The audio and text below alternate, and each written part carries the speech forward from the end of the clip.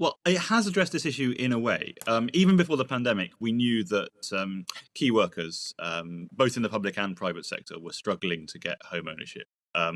They tend to have lower salaries, and they tend to need to live nearer work. And of course, during the pandemic, that's become absolutely a huge issue. So the Conservative Party's manifesto did address this. It said that councils should be able to prioritise local key workers for the discounted home ownership.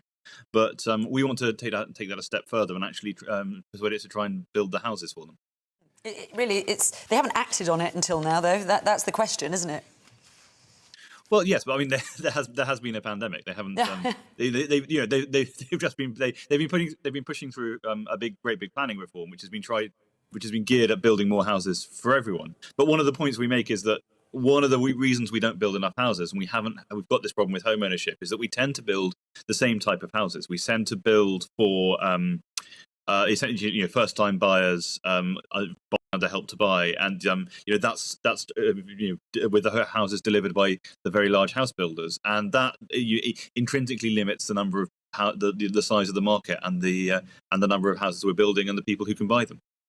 Now, using that phrase, homes for heroes, reminiscent, of course, after the First World War, of David Lloyd George saying that they wanted to make Britain a fit country for heroes to live in.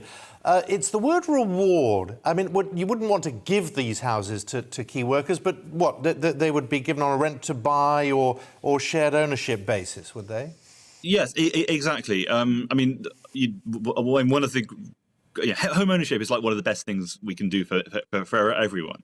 And there are all sorts of products, as you say, like shared ownership, which help people who are too low, who aren't really earning enough to get on the property ladder at one swoop to pay a full deposit, but at the same time have good jobs and good prospects, and could be there's no danger that they're going to default. So there's this whole suite of projects you can use, where you essentially give people a small amount. You start off with, say, 40% of the home, then you work your way up.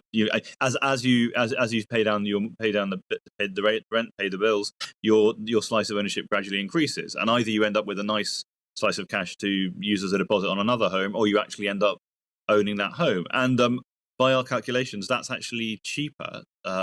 For people by quite a long way than renting their houses. And the surveys show that people overwhelmingly, if you give them a choice between renting a home and being able to start buying that home, they want to start buying that home. It seems a really sensible, common sense idea. The problem is always going to be where do you get the land? Sure, I mean, there's obviously one thing that's happening is with the pandemic is that we're going to have a lot more empty shops and empty spaces in commercial centres, in town centres and city centres, and the government's already done some stuff on this. We've argued that whatever happens with the new planning reforms, the first part of the local plan, the first thing councils do should be to work out how many shops they're actually going to need, how much retail space they're actually going to need, and then proceed very, very quickly with trying to regenerate the rest of it.